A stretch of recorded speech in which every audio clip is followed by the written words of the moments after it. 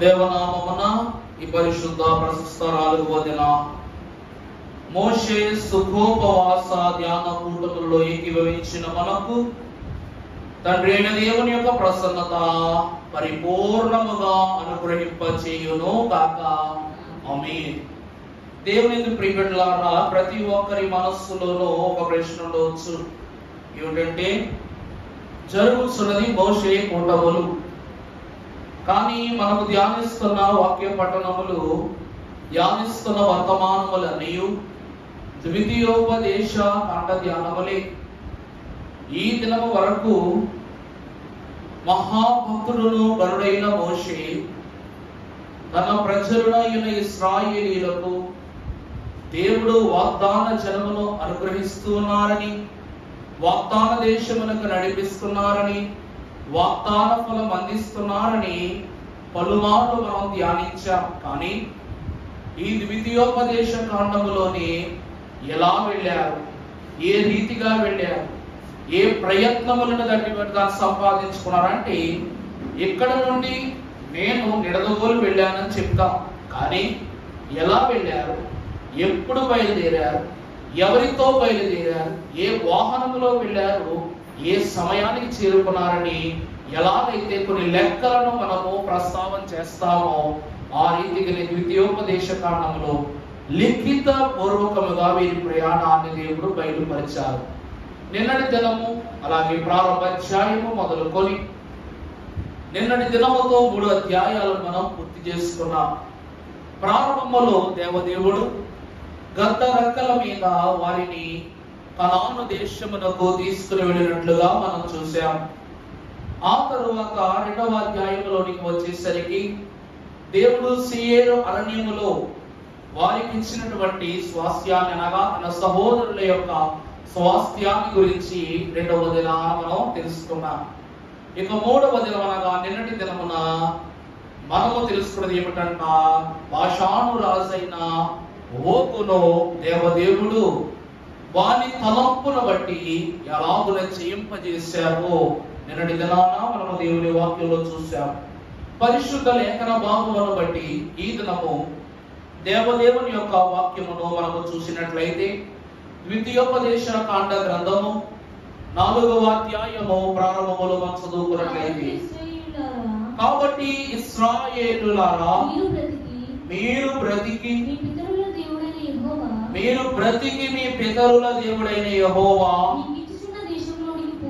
మీకిచ్చుచున్న దేశములోనికి పోయి స్వాధీనపరచుకున్నట్లు మీరు అనుసరింపవలసిన విధులను, కట్టడలను నేడు మీకు బోధిస్తూ ఉన్నాను. దేవుని యందు ప్రియబిడ్డలారా, ఆచరి ప్రార్థన చేసుకుందాము. మహాగణుడవైన మా తండ్రి, నీకు వందనములు. పరిశుద్ధుడును పరమాత్ముడును అయ్యున్న మీరు సమస్త జ్ఞానములకు మించిన నీ వాక్యమును మా యందు బయలుపరచినందులకు నీకే వందనములు. తండ్రి, మీరు ఎక్కడ ఉంటే అక్కడ బోధే, కొండ మీద ఉంటే కొండ మీద బోధే, దేవాలయమునందు ఉంటే దేవాలయములో బోధే, నావయందు ఉన్ననో నావలోనో బోధే, కడుకు కలువరి సిలువలోని అమూల్యమైన బోధయే కనుక నాయన, అట్టి బోధకుడును ప్రధాన యాజకుడైన మీరు నీ దాసులను నేను నిలిచి ఉండగా నన్ను మరుగు చేయండి.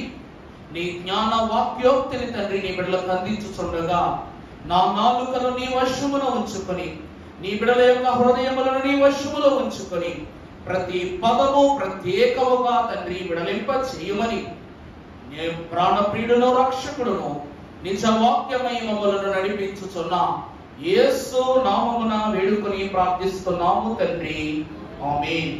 దేవనామమున పరిశుద్ధ వాక్యం యందుకు వచ్చిన వారలారా, తండ్రి తన అమూల్యమైన మహిమను మీ అందరకును బయలుపరచును గాక. ఆమేన్. దేవుని యందు ప్రియబిడ్డలారా, దేవుని వాక్యమును మనము చూసినప్పుడు ఈ 4వ అధ్యాయములో భక్తుడైన మోషే గారు సెలవిస్తూ ఉన్నారు, కాబట్టి ఇశ్రాయేలీయులారా, మీరు బ్రతికి మీ పితరుల దేవుడైన యెహోవా మీకిచ్చుచున్న దేశములోనికి పోయి స్వాధీనపరచుకున్నట్లు మీరు అనుసరించవలసిన విధులను, కట్టడలను నేను మీకు బోధించుచున్నాను, వినుడి. భక్తుడైన మోషే గారంట తన మొదటి ప్రసంగాన్ని మొదలు పెడుతున్నారు. ఈ అధ్యాయంలో మోషే గారు ఏం చేస్తున్నారు? ఇశ్రాయేలు ప్రజలకు ధర్మశాస్త్రములో దాగి ఉన్న గొప్ప మర్మాలలో మొదటి ప్రసంగాన్ని వారు ఇశ్రాయేలీలకు బోధిస్తూ ఉన్నారు. బోధకుడు లేని ఏ సమూహమైనను బలహీనతలోనికి వెళ్ళినట్లే.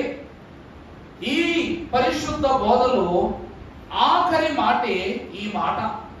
అర్థమవుతుందా అండి? మోషే గారు చెప్పినటువంటి బోధ ఏదైతే ఉందో ఆ బోధలో ఆఖరి మాట ఏమిటి అనగా, మీ దేవుడైన యెహోవా మీకిచ్చి ఉన్న దేశములోనికి ప్రవేశించుచున్న మీరు ఈ ఆజ్ఞలను అనగా ఈ విధులను కట్టడలను మీరు తప్పక అనుసరించాలి, వినండి. అంటే ఆ ప్రదేశములోనికి వెళ్ళిన తరువాత లేక వెళ్ళక మునుపు మీరు ఎలా ఉండాలి, ఎలా నియమాలు నిబంధనలను అనుసరించాలి. ఈరోజు చూడండి అమ్మా, మనం ట్రైన్ ఎక్కాలి అంటే ట్రైన్ టికెట్ తీసుకోవాలి. టికెట్ తీసుకుని దాని మీద ఉన్న నెంబర్ను బట్టి మనం ఆ ట్రైన్లో ఆ బోగీలో ఆ యొక్క సీట్ నెంబర్లో మనం కూర్చోవాలి. అదొక క్రమం. అలాగనే మోషే అంటూ ఉన్నాడు, మీ ప్రయాణములో మీ స్వకీయ దేశము దేవుడిస్తున్న దేశంలోనికి ప్రవేశించు మీకు, మీరు ఆ ప్రదేశంలోనికి వెళ్ళాలి అంటే మీకు కొన్ని కట్టడాలు ఉన్నాయి, కొన్ని విధులు ఉన్నాయి. ఆ విధులను మీరు అనుసరిస్తేనే ఆ ప్రదేశంలోనికి మీరు ప్రవేశించగలరు అని భక్తుడైన మోషే గారు సెలవిస్తున్నారు. ఇక్కడ మనము చూస్తే అదే అధ్యాయం 2వ వచనంలో చదివినప్పుడు తర్వాత ఏమంటున్నారు? మీ దేవుడైన యెహోవా ఇచ్చిన ఆజ్ఞలు మీకు ఆజ్ఞాపించుచున్నాను, వాటిని కైకొనుటయందు నేను మీకు ఆజ్ఞాపించిన మాటతో దేనిని దేవుని యందు ప్రియబిడ్డలారా, ఇది చాలా అమూల్యమైనది. అందును విశ్వాసిగా మనము జీవిస్తున్న ప్రతి క్షణము మనం గుర్తుంచుకోవాల్సిన మాట. దైవజనులైన దేవదాసయ్య గారు అన్నారు, దేవుని మాటను ఆలకించిన వారికి బైబిల్ మిషన్ అనుభవం దొరుకుతుందట. అర్థమవుతుందా అండి? దేవుని మాట ఎవరైతే వింటారో వారిదే బైబిల్ మిషన్ అనుభవం. దేవుని మాట ఎవరు వింటారో వారిదే క్రీస్తు ప్రభువు రక్షణ. దేవుని మాట ఎవరు వింటారో వారిదే రాకడా అన్నారు. ఇక్కడ ఎటువంటి ఆజ్ఞలను గైకొనాలి అంటే దేవుడు చెప్పిన విధులను కట్టడములను నియమములను నిబంధనలలో నుండి నువ్వు దేనిని తీయకూడదును, దేనిని కలపకూడదు. ఇది మోషే గారు దేవుడైన యెహోవా పక్షముగా నిలబడి ఇశ్రాయేలు ప్రజలకు బోధించిన మొదటి బోధ, ప్రాముఖ్యమైన బోధ. పరిశుద్ధ గ్రంథములో మీకు ఒక మహోన్నతమైన మాటను మీకు తెలియజేస్తాను. అప్పుడు చూసినట్లయితే యోహాను సువార్త 14వ అధ్యాయము 15వ వచనమును మనము చదువుకున్నట్లయితే, మీరు నన్ను ప్రేమించిన ఎడల నా ఆజ్ఞలను గైకొందురు. దేవుని యందు ప్రియబిడ్డలారా, దేవుని వాక్యము ఇక్కడ అనగా ద్వితీయోపదేశ కాండము 2వ గ్రంథములో రాసిన 4వ అధ్యాయం 2వ వచనంలో రాసిన మాట, యెహోవా ఇచ్చిన ఆజ్ఞలను ఏమిటండి? మీకు ఆజ్ఞాపించిన మాటలతో దేనిని కలుపకూడదు, దానిలో నుండి దేనిని. ఏంటి ఆ ఆజ్ఞ? అర్థమవుతుందా అండి? ఇక్కడ అంటున్నారు భక్తుడు, దేవుడు ఆజ్ఞిస్తున్నాడు, దాంట్లోంచి మీరు ఏది కలపకూడదు, దాని నుండి దీన్ని తీయకూడదు. ఏమిటి ఆ ఆజ్ఞ? అసలు ఆజ్ఞ అంటే ఏంటి? అర్థమవుతుందా అండి? 10 ఆజ్ఞలు అని చదువుకుంటున్నాం. అసలు ఆజ్ఞ అంటే ఏంటి? ఆజ్ఞల ద్వారా మనకి ఏం కలగబోతుంది, ఏం కలిగించడానికి దేవుడు ఈ ఆజ్ఞలు ఇచ్చాడు, ఒకవేళ ఆజ్ఞలు అనుసరించకపోతే మనకి ఏం జరుగుతుంది, అసలు ఆజ్ఞ అంటే ఏమిటి? లేఖన భాగంలో యోహాను సువార్తలో చదివిన మాట మరొకసారి చదవండి. 14:15, మీరు నన్ను ప్రేమించిన ఎడల నా ఆజ్ఞలను.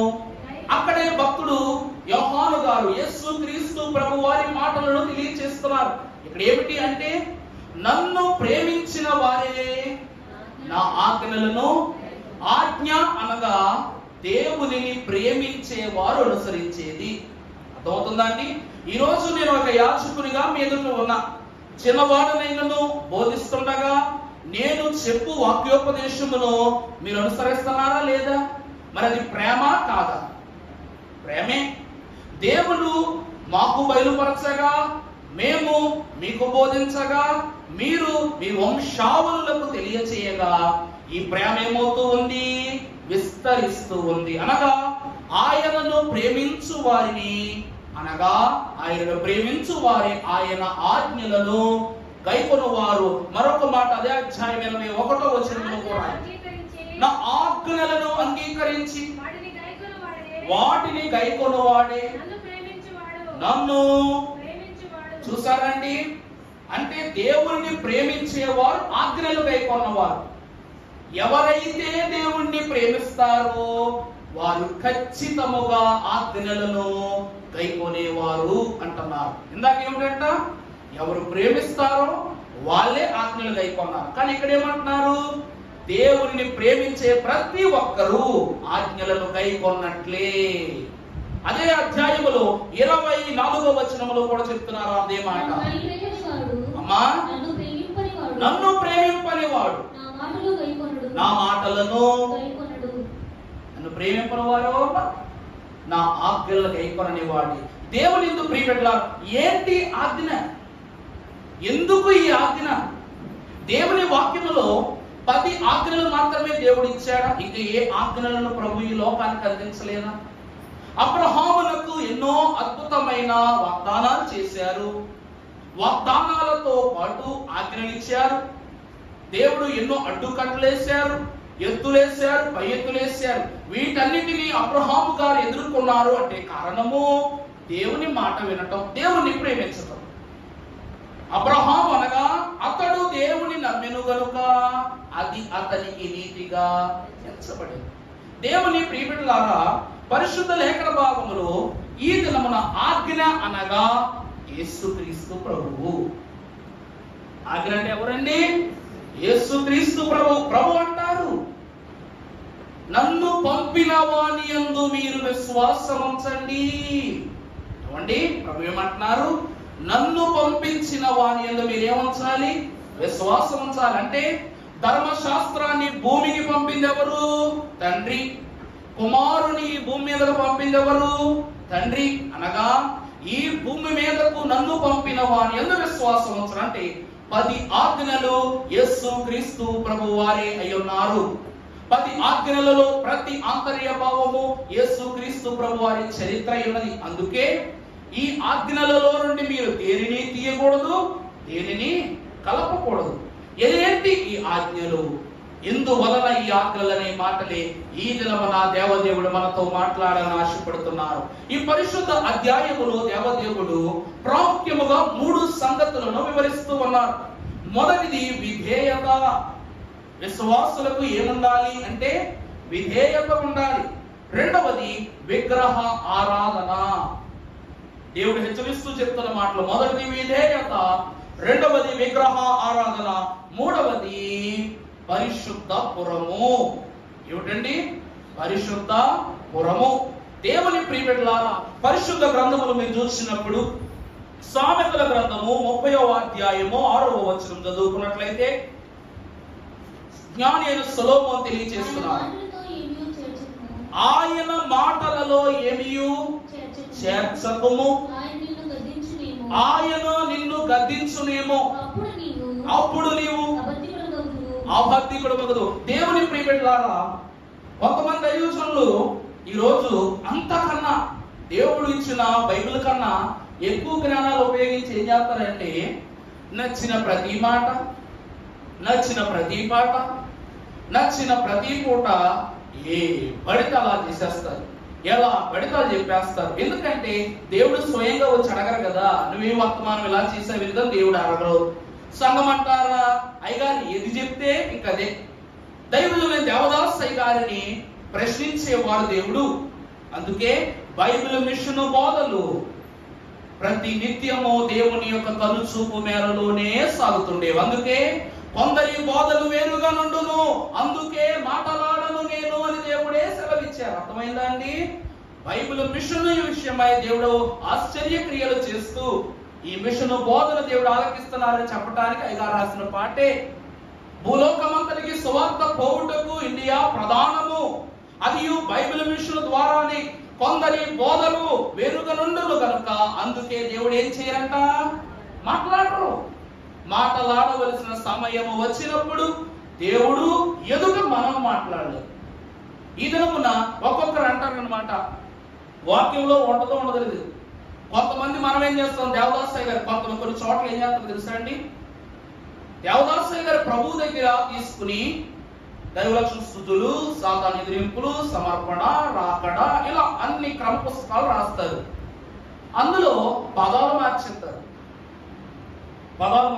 మొన్న ఒక చోటకి ప్రసంగించడానికి వెళితే నా ప్రసంగానికి ముందు ఒక చరణం ఎత్తుకున్నారనమాట. ఆ చరణం ఏమిటంటే, పాప మెలుగునట్టి ప్రభు నీ బాధ పెట్టిన కీర్తనలో నుండి ఆఖరి చరణం, దరికి వచ్చు వారి చూచి దాగడాయను అన్నదానికి వాళ్ళు ఎలా పాడారంటే, దరికి వచ్చు వారి చూచి దాచబడినాయను అని పాడుకుంటున్నారు అనమాట. ఎవరు చెప్పారండి అయ్యా అంటే, మేము ఎక్కడో విన్నామండి, అదే రాసుకున్నామండి.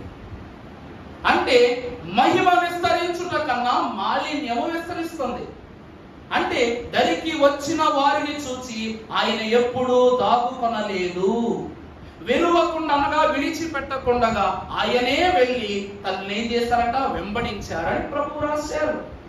ఎక్కువనందు ప్రభునందు పిల్లారా, ఇక్కడ దేవుని వాక్యం అంటూ ఉంది. ఏమని? సామెతల గ్రంథంలో చదువుల మాట 6వ వచనం, ఆయన మాటలలో నువ్వేది చేర్చొద్దు, ఆయన నిన్ను బైబిల్ మిషన్ వారు రోషము గల సేవ చేయుచున్నారు, అందుకు గాని దర్శనాల్లో గద్దిస్తున్నాడు దేవుడు, వాగ్దానాల్లో గద్దిస్తున్నారు, చేసే పనులను బట్టి గద్దిస్తున్నారు. ఎందుకు అంటే బైబిల్ మిషన్ అనగా బైబిల్ పని. ఇది తప్పు మార్గంలో చేశామే అనుకోండి, దేవుడు ఏం చేస్తాడు? దేవుడు అంటూ ఉన్నారు, ప్రకటన గ్రంథం ఆఖరి అధ్యాయం 18వ వచనంలో రాయబడితే ఏమని, ఈ గ్రంథ వాక్యములలోని దేన్నైనాను మీరు విడదీసిన ఎడలా కలిపిన ఎడలా అందులో కలిగినటువంటి తెగుళ్ళు మీ మీద రప్పిస్తారా ప్రభు అన్నారా లేదా? అంటే బైబిల్ పని చేయుచున్న మనము ఆ వాగ్దాన అంతస్తును కోల్పోయి లోక స్థితిని బట్టి లోక బోధలు చేస్తే ఆ తెగుళ్ళు మనకు దేవుడిస్తాడు. కారణం ఏమిటి అంటే ప్రియులారా, ఇశ్రాయేలు ప్రజలు ఎవరంతా? దేవుని స్వకీయ జనము. నేను చదువుకున్న ప్రతిష్ఠిత జనము. ఇటువంటి ప్రతిష్ఠిత జనమునకు మోషే 3 అంశాలను దేవుని యొక్క నుండి తెలియజేస్తున్నాడు తను చేసిన మొదటి బోధన. అది మొదటిది ఏమిటి అంట? విధేయత. మూడవది చూసినట్లయితే విగ్రహారాధన. మూడవది ఏమండి? పరిశుద్ధ పురము లేక ఆశ్రయపురము అని కూడా రాసుకోవచ్చు. ఈ 3 విషయాలను బోధిస్తూ ఉన్నారు. దేవుని వాక్యములు మనం చదువుకున్నప్పుడు నిర్గమాకాండము 20వ అధ్యాయము 3వ వచనం ఒక్కసారి చదవండమ్మా. చదవమ్మా. నేను తప్ప వేరొక దేవుడు నీకు ఉండకూడదు, పైరాకాశమునందును గాని కింద భూమి అందునే గాని భూమి క్రింది దేని యందును గాని నిన్ను యుండు దేని రూపమునైనను విగ్రహములనైనను నువ్వు. దేవుని ప్రియబిడ్డలారా, అంశపాఠ్య భాగము ద్వితీయోపదేశకాండం 4వ అధ్యాయం 3వ వచనంలో కూడా ప్రభు తెలియజేస్తున్నారు, బయలుల విషయములో యెహోవా చేసిన దానిని మీరు కన్నులారా చూసిరి కదా. బయలుబేయుల వెంట వెళ్ళిన ప్రతి మనుష్యుని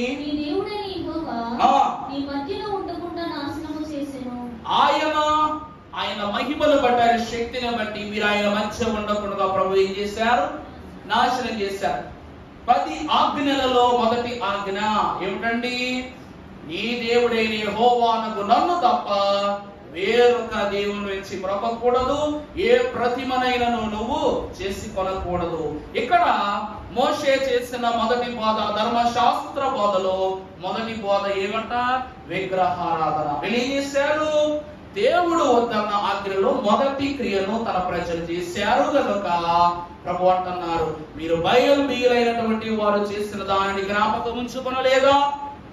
నన్ను విసర్జ విసర్జించి, నా క్రియలను విసర్జించి చెడు నడతను నడిచిన కార్యమును బట్టి నేనేం చేస్తూ ఉన్నాను, వారిని హతము చేసినది మీ దృష్టిలోనికి రాలేదా అని ప్రభు అంటున్నాను. దేవుని ప్రియబిడ్డలారా, సంఖ్యాకాండం 25వ అధ్యాయము మొదట్లో చదువుకున్నప్పుడు ఇశ్రాయేలీయులు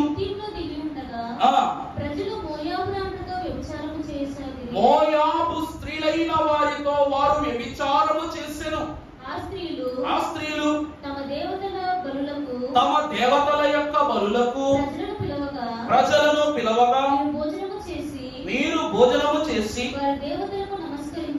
చాలండి చాలండి. దేవుని ప్రియబిడ్డలారా, దైవజనులైన దేవదాసయ్య గారు ఈ వాక్యాన్ని వివరణ చేస్తూ దేవుడు క్లుప్తంగా ఒక మాట చెప్పారు. ఈ సంఖ్యాకాండం 25వ అధ్యాయము ప్రారంభ బోధను బిలాము బోధ, రక్షణ బోధ అంటారు. ఏమంటారండి? బిలాము, ప్రవక్త అయిన బిలాము, ఇశ్రాయేలీయులకు ప్రవక్తగాను ప్రధానునిగాను ఏర్పాటు చేయబడిన బిలాము చేసిన మంచి బోధ, మహనీయమైన బోధ. ఇక్కడ ఏమంటున్నాడు? మోయాబీల స్త్రీలైన వారితో వ్యభిచరించుటను బట్టి యెహోవా కోపమునకు వారు ఏమయ్యారట? పాత్రులయ్యారు, దూషింపబడ్డారు, నశించిపోయారు అంటూ ఉన్నాడు. ఇదే బిలాము యొక్క బోధ యోధా పత్రిక 4వ వచనములో ఏమైపోయింది? పాపమైపోయింది. ఏమైపోయిందండి? పాపమైపోయింది. ఒకసారి చదువుకుంటామా. ఏలయనగా కొందరు, చూసారండి, కొందరు రహస్యముగా చొరబడి ఉన్నారు. వారు భక్తిహీనులై మన దేవుని కృపను కామాతురత్వమునకు దుర్వినియోగపరచుచు తన అద్వితీయ నాథుడును ప్రభు అయిన యేసుక్రీస్తును. చాలండి. బిలాము చేసిన బోధ ప్రారంభములో వారు తప్పు చేశారు అని బిలాము సంఖ్యాకాండంలో చెప్పారు. కానీ యూదా పత్రికలో భక్తులైన యూదా గారు ఏమి రాస్తూ ఉన్నారు అంటే, కొందరు అక్రమముగా చొరబడి దేవునికి, దేవుని పనులకు విరుద్ధముగా పనిచేసి వారు చేసిన బోధలు ఏ బోధలంట? వ్యభిచారం అనగా కామతత్వముతో కూడిన బోధలు చేసి దేవునికి అపఖ్యాతి తీసుకొచ్చి పెట్టారు. బిలాము చేసిన బోధ అదే కదమ్మా. బిలాము ఏం చేశాడు? మోయాబీల స్త్రీలైన వారితో ఇశ్రాయేలు ప్రజలను నశింప చేయుటకు గల ఐడియాని ఏం చేశాడంట? బాలాకునకు ఇచ్చినట్లుగా మనం చూస్తూ ఉన్నాం. ఇక్కడ దేవుని వాక్యంలో చూస్తే ఈ క్రియ అనగా బయల్బీరు యొక్క దేవత ఉత్సవములో ఇశ్రాయేలు ప్రజలైనటువంటి వారందరూ చాలా మంది ఏకీభవించారు. చనిపోయిన సంఖ్య కాసేపు ప్రక్కన పెడితే చాలా మంది ఇశ్రాయేలు ప్రజలు ఆ ఉత్సవంలోనికి వెళ్ళారు. వెళ్ళి పాప స్థితి యందు వారు తేలియాడని క్షణము లేదు. ఎంత కోపోగ్రతముగా దేవుడు వారు ఎందుకు వ్యవహరించాడు అంటే, దేవునికి వచ్చిన ఉగ్రతకు ప్రతిగా దేవుని జ్వాలలు వారిని రగిలిస్తూ ఉన్నప్పటికీ ఒక ఇశ్రాయేలీయుడు, ఒక మోయాబు స్త్రీ, ఒక పక్క చాలా మంది చనిపోతున్నారు, నశించిపోతున్నారు. అర్థమవుతుందండి? ఒక పక్కన చాలా మంది అగ్నిలో రగులుకొని దేవుని కోపానికి బలైపోతుంటే, ఆ అగ్ని జ్వాలల మధ్యలో ఒక స్త్రీని వ్యభిచరించుటకు ఒక ఇశ్రాయేలుడు లాక్కొని వెళుతుంటాడు.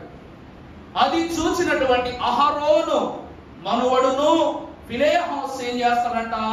ఒక ఈటను చేతబట్టుకుని వెనుదిరుగుగా వెళ్ళి కోపముతో అతడిని పొడవగా ఆ ఈటే అతడికిని ఆ స్త్రీకిని ఇద్దరుకును దిగిపోద్దన్నమాట.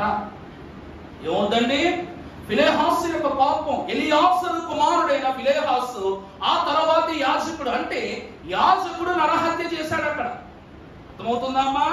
అనగా యాజకుడును ఎందుకు దేవుని ప్రతిష్ఠిత కార్యములు చేయవారని అంటారంటే, దేవునికి పాపం వచ్చి దేవుడు ఏం చేస్తున్నాడు?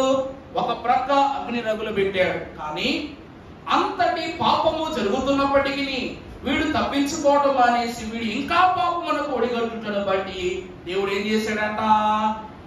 ఈ మనిషిని ఎవరి చేత చంపించాడు చెప్పండి?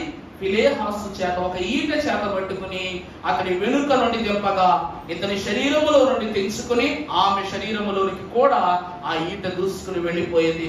పరిశుద్ధ గ్రంథములో మీకు ఒక మాటను తెలియజేస్తాను. పరిశుద్ధ గ్రంథములో నుండి సంఖ్యాకాండం 25 అధ్యాయం 11వ వచనం. వారి మధ్యను నేను ఓర్వలేని దానిని నేను ఓర్వలేని దానిని తాను ఓర్వలేకపోవుట వల్ల ఇశ్రాయేలు మీద నుండి. చాలండి దేవుని ప్రియమిట్లారా, ఆ క్షణము వరకు, ఆ ఈట దిగబడు క్షణము వరకు చనిపోయిన వాళ్ళే ఈ 24,000 మంది. దేవుడు ఏమంటున్నాడు? నేను ఓర్వలేని దానిని అతడును ఓర్వలేని. అంటే దేవునికి కోపం వచ్చింది. దేవుని కోపమే ఫిలెహాసు కోపం. ఎప్పుడైతే మానవ దేవుని కోపమును తన కోపముగా భావించాడో, రోషము కలిగి ఉండాలి యాజకుడు ఎప్పుడు. ఇతడు రోషము గలవాడు గనుక దేవునికి పాపము అనే తలంపును తగిలిస్తూ తన ప్రజలే చేస్తుండగా వారిని చంపడానికి సైతం వెనకాడలేదు ఫిలెహాసు. అప్పుడు అతడు చంపుటను బట్టి దేవుని కోపము వారి మీద నుండి వెళ్ళిపోయింది. ఆ శాపము అక్కడతోనే ముగిసిపోయింది. అప్పుడు దేవుడు అంటున్నారు ఏమని? నేను ఓర్వలేని దానిని అతడును ఓర్వలేదు. చూసారండి, చాలా అద్భుతమైన మాట. చూసారా? దేవుడు దేనినైతే ఓర్చుకోలేకపోతున్నాడో దానిని ఫిలెహాసు కూడా ఓర్చుకోవట్లేదు. దేవుడికి ఏది ఇష్టమో అదే ఫిలెహాసుకు ఇష్టం. దేవుడికి ఏది ఇష్టము లేదో ఫిలెహాసుకు అది ఇష్టము లేదని చెప్తూ ప్రభువే ఫిలెహాసుల గురించి సాక్ష్యం ఇస్తూ ఉన్నారు. దేవుని వాక్యమునందు ఒక మాటను మీకు బోధిస్తాను. ద్వితీయోపదేశ కాండము 4వ అధ్యాయం 6వ వచనం ఒకసారి చదవండమ్మా. నీ కట్టడలను అన్నింటినీ మీరు గైకొని అనుసరింపవలెను. వాటిని గూర్చి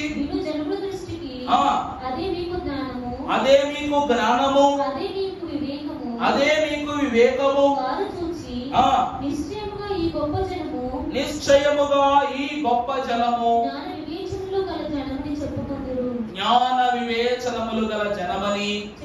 దేవుని యందు ప్రియబిడ్డలారా, నా ప్రియ ఇశ్రాయేలీలారా, దేవుని జనాంగమైన వారలారా, మిమ్మలను బట్టి దేవుడు ఎంతో ఆనందిస్తూ ఉన్నాడు. దేవుని బట్టి మీరును ఆనందించండి. దేవునికి వ్యతిరేకుల ఏ క్రియలో చేయవద్దు, పాపమును కొడుగొట్టుకొనవద్దు. ఎందుకనగా మీరు జ్ఞానము గల దేవుని బిడ్డలు. దేవుడు అంటారు జ్ఞానం అంటే ఏంటి? జ్ఞానం అంటే ఏంటి చెప్పండి? సొలొమోను జ్ఞానమును గురించి చదువుకున్నా, సొలొమోను జ్ఞానము ద్వారా సంపాదించుకున్న అద్భుతమైనటువంటి విజయాల గురించి చదువుకున్నాం. అసలు జ్ఞానం అంటే ఏంటి? దేవుడిచ్చిన ప్రతి దానిని నాది అని కొని భావించటమే జ్ఞానం. అర్థమవుతుందండి?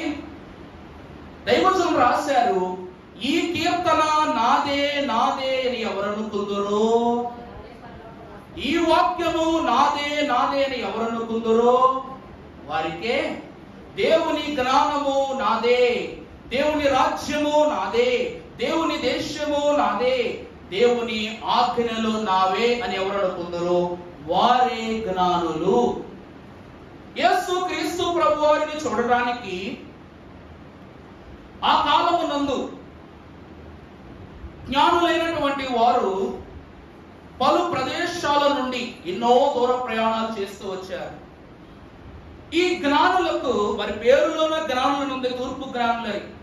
వీరిని జ్ఞానులను చేసింది ఏమిటి అంటే నక్షత్రం. ఏమండి, అర్థమవుతుందా? ఆ నక్షత్రము వీరి జ్ఞానానికి మూలం. ఆ నక్షత్రమే లేకపోతే వీరును గొర్రెల కాపరులే, వీరును అజ్ఞానులే. అందుకే దైవజనులైన దేవదాసయ్య గారు క్రిస్మస్ ప్రసంగాల్లో బయలుపరుస్తూ ఒక మాట చెప్తారు. నక్షత్రాన్ని చూస్తూ చూస్తూ చూస్తూ దారి మరలింపబడి హేరోదు కోటకు వెళ్ళి అక్కడ యూదుల రాజుల గురించి చెప్పి పసిపిల్లల ప్రాణాలకు హాని తెచ్చారు ఈ జ్ఞానులు. అవునా? హేరోదుకు యేసు ప్రభు పుట్టారనే విషయం తెలియదు. ఎవరు చెప్పారు? వెళ్ళి జ్ఞానులే చెప్పారు. ఆయన పుట్టాడని తెలిసి ఆయన జాడను నాకు చెప్పమని, ఆయన చూడాలని వీరిని మరలా ఆ చోటుకు పంపింది ఎవరు? హేరోదే. యేసు క్రీస్తు ప్రభువు చూచిన తరువాత దూత చెప్పింది, మీరు మరలా హేరోదు యొద్దకు వెళ్ళవద్దు, మీ దేశాలకు మీరు తిరిగి పయనమై వెళ్ళిపోండి అన్నారు.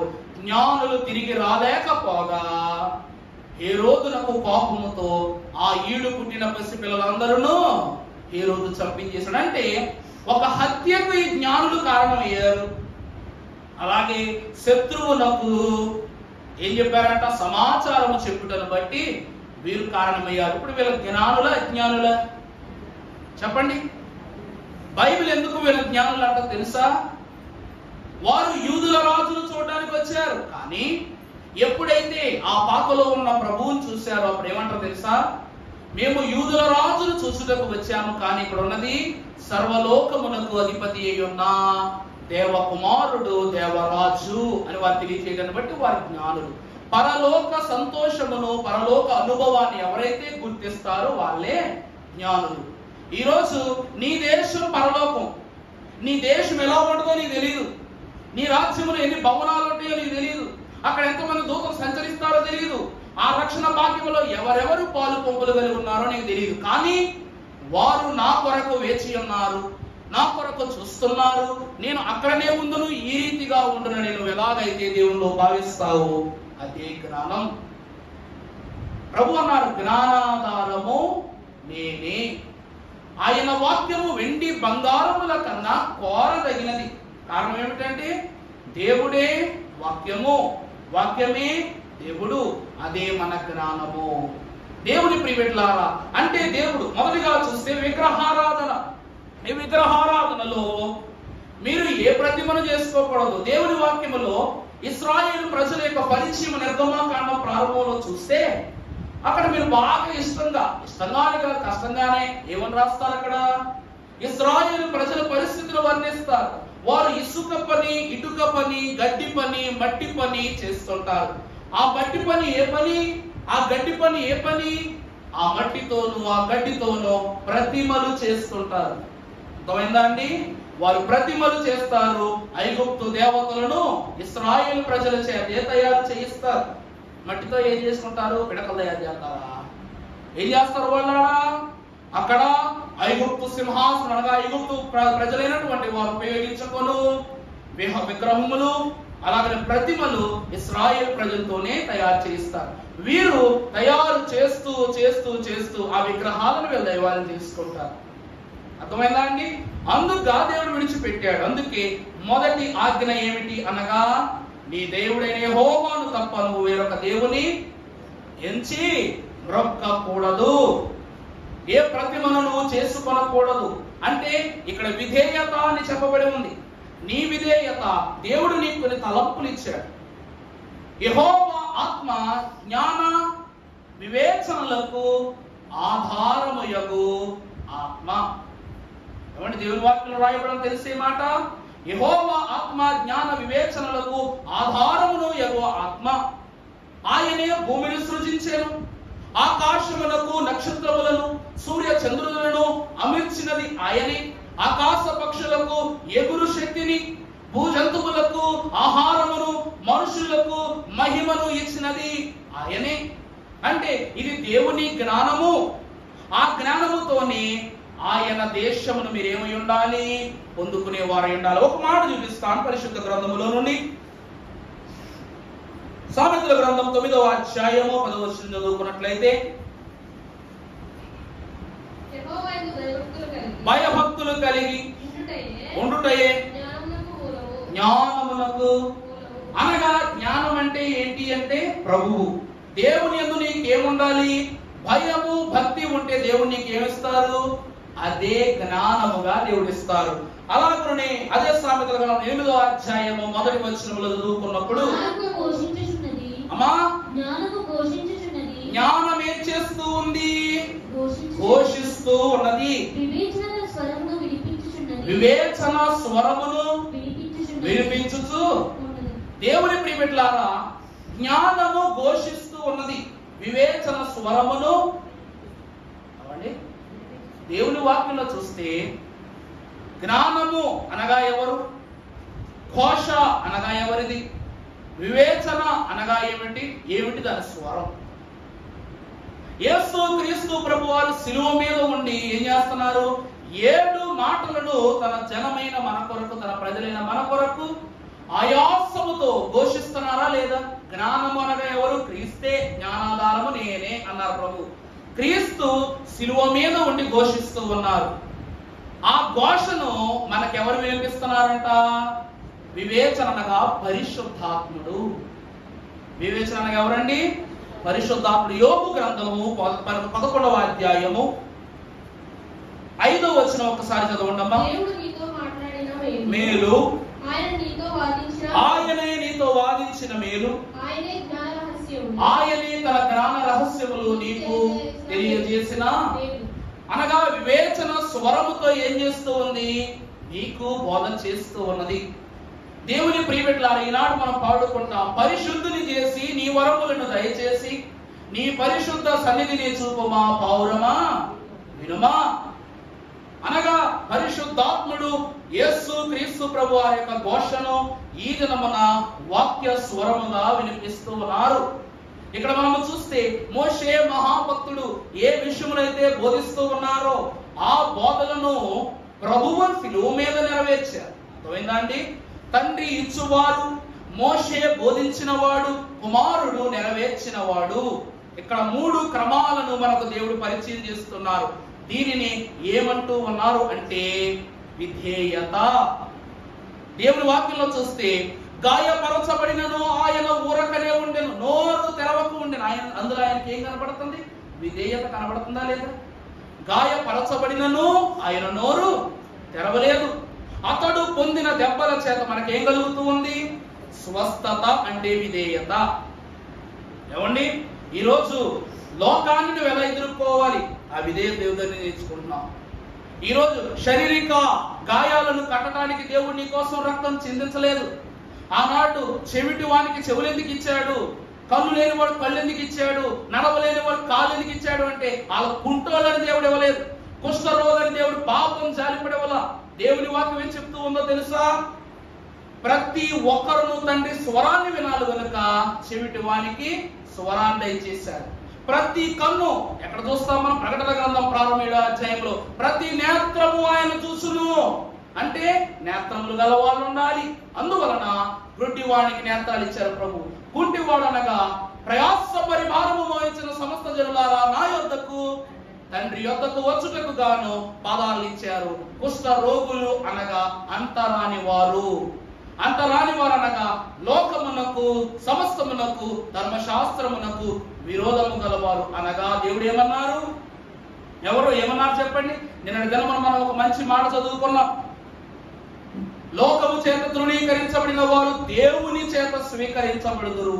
ధర్మశాస్త్రము తృణీకరించింది, దేవుని కృపాశాస్త్రము స్వీకరించింది.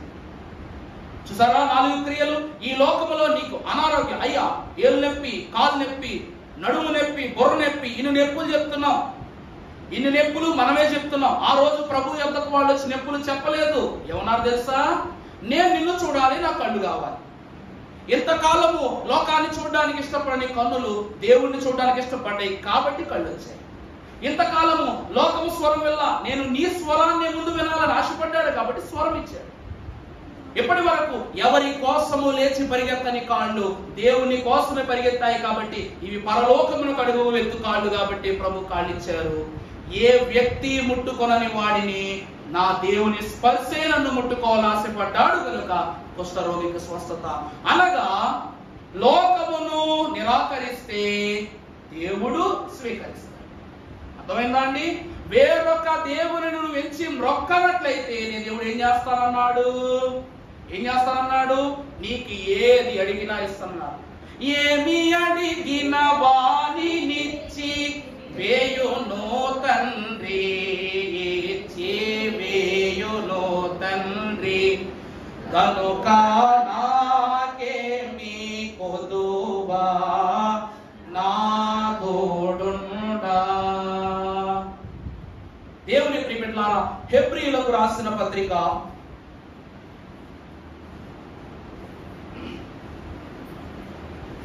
3వ అధ్యాయము 4వ వచనము. ప్రతి ఇల్లును ప్రతి ప్రతి ఇల్లును ఎవడైనా ఒకరి చేతనే కట్టబడును. సమస్తమును కట్టినవాడు దేవుడే. చూసారా, దేవుడు ఏమంటున్నారండి? ఎవరి ఇల్లైనా ఒకరి చేతే కట్టబడాలి. అలాగే ఏమంటున్నారు ప్రభు అక్కడ? సమస్తమును కట్టినవాడు. మరి కట్టినది ఆయన, నిర్మించినది ఆయన, నిన్నందులో ఉంచినది ఆయన. మరి ఆయనకు నువ్వు రుణపడక లోకములో దేనికంటే రుణపడాలి? నువ్వు దేనికి రుణపడాలి? దేవుని వాక్యములో భక్తులైన యెజ్రా గారు 9వ అధ్యాయం 9వ వచనములో ఒక అద్భుతమైన మాటను ప్రభువుని తెలియజేస్తా. చదువుమా. యెజ్రా గ్రంథం 9వ అధ్యాయం 9వ వచనం. నిజముగా చూసారా, నిజముగా మేము దాసులం అయితిమి. అయితే మా దేవుడవైన నీవు మా దాస్యములో మమ్మల్ని విడువక పారసీక దేశ రాజుల ఎదుట మేము తెప్పరినట్లుగా మా దేవుని మందిరము నిలిపి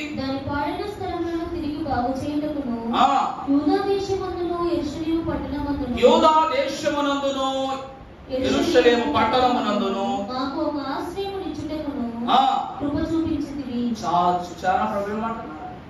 యెజ్రా గారు రాయిస్తూ ఉన్నారు, ఈ లోకములో నువ్వు సంపాదించుకునేది ఏదీ లేదు. నువ్వు సంపాదించుకున్నది ఈ లోకములో శాశ్వతము కాదు. ఏది ఇచ్చినా నేనే ఇవ్వాలి. అవునండి, నిజమే కదా. ఆ మాటలో కాస్త కోస్త అహంకారం కనబడుతుంది మనకి. మరే మన దేవుడు రోషం గలవాడు. మరి ఆయన మాటలో అహంకారం ఖచ్చితంగా ఉంటది. దాని అహంకారం అనకూడదు, రోషం అనాలి. నిజానికి క్షమించాలి దేవుడు. ఏమిటంట? ఆయన రోషము గలవాడు. ఎందుకంటే అలాంటి కట్టడమును వేరొకరు నిర్మించలేరు, అటువంటి క్రియలు ఎవరు నిర్మించలేరు, దానికి రూపమును ఎవరు ఇవ్వలేరు, దానిలో ఎవరిని ఉంచాలో ఎవరిని తుంచాలో దేవుడికే తెలుసు. ఈ రోజు యెరూషలేము పట్టణంలో ఎవరెవరికి ఎన్నెన్ని గృహాలు ఇవ్వాలో దేవుడికి తెలుసు. దాని ప్రకారమే లోపల పంపించాడు దేవుడు. అర్థమవుతుందా అండి? అలాగే పరలోకంలో వెళ్ళబోయే మనకు కూడా నా ప్రభు లోకంలో నా ఇల్లు ఇలా ఉంటది, అలా ఉంటది, అంతెత్తుంటది, ఎంతెత్తుంటది, ప్రభు భవనానికి ఎంత దగ్గరగా ఉంటుందని నీకు ఎన్నో లెక్కలు ఉంటాయి. కానీ నీ లెక్క ఒకటి, ప్రభువు లెక్కకు మించిన రీతిగా నీకు దేవుడు ఇస్తాడు. దేవుని ప్రియబిడ్డలారా, దేవుని ఆశ్రయ పురమును కనుగొనాలి. ఆనాడు ఇశ్రాయేలు ప్రజలైనటువంటి వారు ఏ దినమునందైతే దేవుని క్రియలను దాటి లోక క్రియలను కోరుకున్నారో అప్పుడే దేవుని ఆశ్రయం విడిచిపెట్టి వెళ్ళిపోయింది. ఎవరో వారిని హతమార్చడం కాదు, వారిలో వారే ఎన్నో గొడవలు కలిగారు, ఎన్నో శోధనలు కలిగి ఉన్నారు, ఎన్నో ప్రాణ నష్టములను కూడా వారు చూశారు. కారణం ఏమిటి అంటే, కారణం ఏమిటంట? జ్ఞానము విధేయత లేకపోవటం. ఇవి లేకపోవటం అండి, జ్ఞానము విధేయత లేకపోవటం.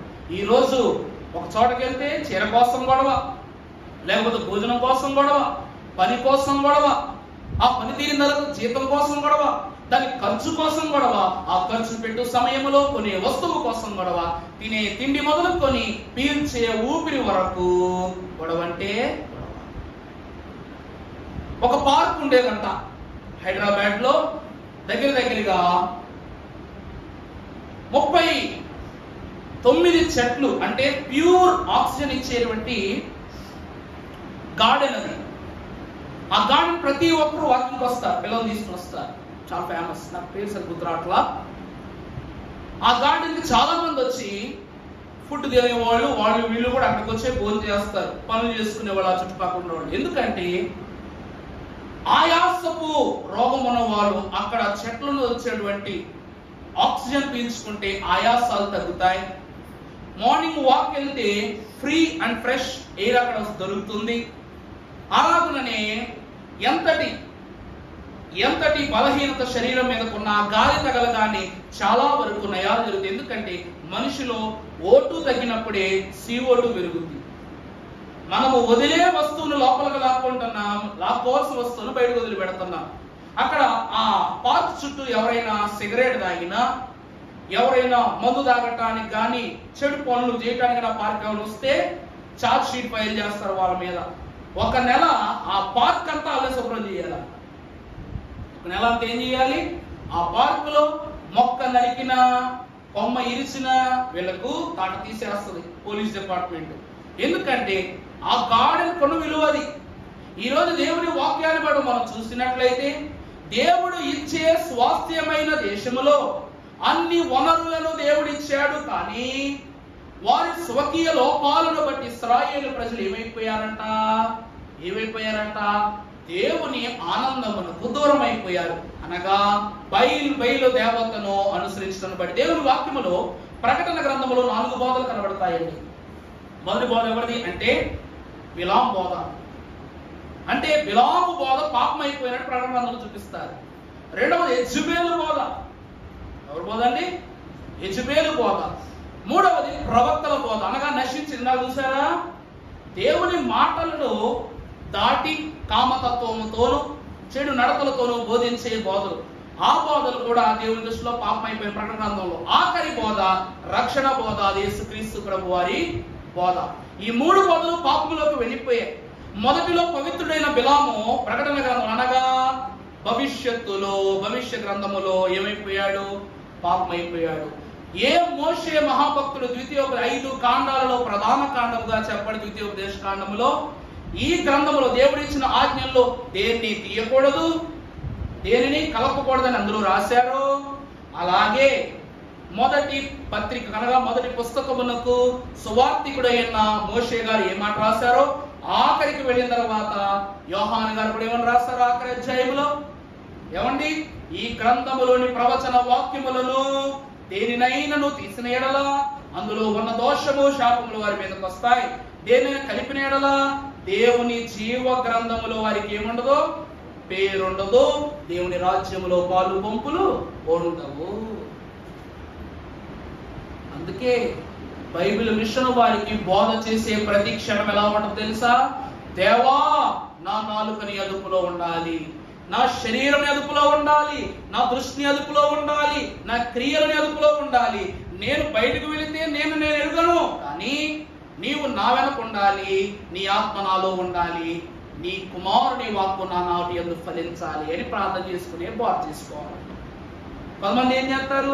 ఇంటికాడ సిద్ధపడ్డాంలే, ఇలా ఇస్తే చాలు అలా చెప్పేస్తారు అంటారు. కానీ కొంతమందికి ఎంత సిద్ధపడినా ఆత్మ లేనప్పుడు నీరు గారిపోతుంది వాక్యం. కారణం ఏమిటి అంటే కొందరి బోధలు వేరుగా ఉండదు. వాడి సొంత వాక్యం వాడికే గుర్తుండదు. కానీ దేవుడు ఇచ్చిన వాక్యం మనకు గుర్తుండదా? ఉంటదా? వాక్యములో ఉన్న మాటలు ఎలాగైతే దేవుడు మార్చడో, నీ నోటికి దేవుడు ఇచ్చే మాటలు కూడా అలాగే మార్చబడవు. ఆఖరికి ఒక మాట చెప్తాను. రోమా పత్రిక 6వ అధ్యాయము 16వ వచనము.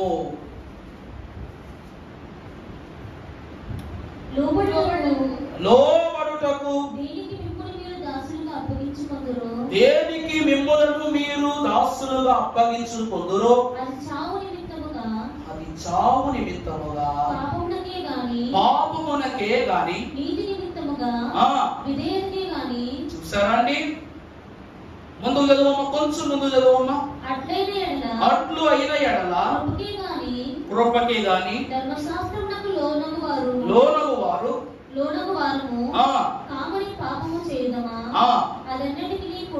తర్వాత చూడండి తల్లు, విధేయత అనగా లోబడుటకు మిమ్మును మీరు దాసులకు అప్పగించుకుందురో అది చావు నిమిత్తముగా పాపము వైపే గాని నీతి నిమిత్తముగా విధేయతకే గాని దేనికి మీరు లోబడుదురో చాలండి. ఈ దినమున దేవుని ఆజ్ఞలను విన్న నువ్వు దేనికి దాసుడు? ఈరోజు 10 ఆజ్ఞలలో మొదటి ఆజ్ఞ ఏంటో మనకు తెలిసింది. నీ దేవుడైన యెహోవాను తప్ప వేరొక దేవునిని ఎంచి మ్రొక్కకూడదు. ఇది మొదటి ఆజ్ఞ. ఈ ఆజ్ఞలో క్రీస్తు ప్రభువారు ఉన్నారు. బిలాము యొక్క చెడు నడత ఉంది. మోయాబీయుల స్త్రీలు చేసిన వ్యభిచారం ఉంది. ఇశ్రాయేలు ప్రజలు హతమైన 24,000 మంది యొక్క పాప జీవితం ఉంది. ఫిలెహాసు ఇద్దరును కలిపి ఒకే శిక్ష అన్నట్లు, స్త్రీకైనా పురుషుడికైనా ఒకే శిక్ష అన్నట్లుగా దేవుని బల్యమును వారిద్దరికి దూసినట్లుగా చూస్తున్నా. దేవుని ఆలోచనే ఫిలెహాసు ఆలోచన కూడా ప్రభు చెప్పారు. అంటే మొదటి ఆజ్ఞ ఏమిటి అనగా, నువ్వు దేవుని చూడు, దేవుని చూడము ప్రారంభిస్తే నువ్వు ఇంకా దేనిని చూడవు. దేవుని చూడడం ప్రారంభిస్తే నువ్వేం చేయవమ్మా? చూడవు. నువ్వు దేనికి దాసుడు అవుతావు దానిని బట్టి నీ జీవితం ఉంటది. అయ్యగారు ఒక అద్భుతమైన పాట కన్వెన్షన్ పుస్తకం రాశారు. దాసుల ప్రార్థన తప్పకయొసగెడు యేసు నాయకుడే మాయిల వేల్పో. దాసుల ప్రార్థన తప్పకయొసగెడు యేసు నాయకుడే మాయిల వేల్పో.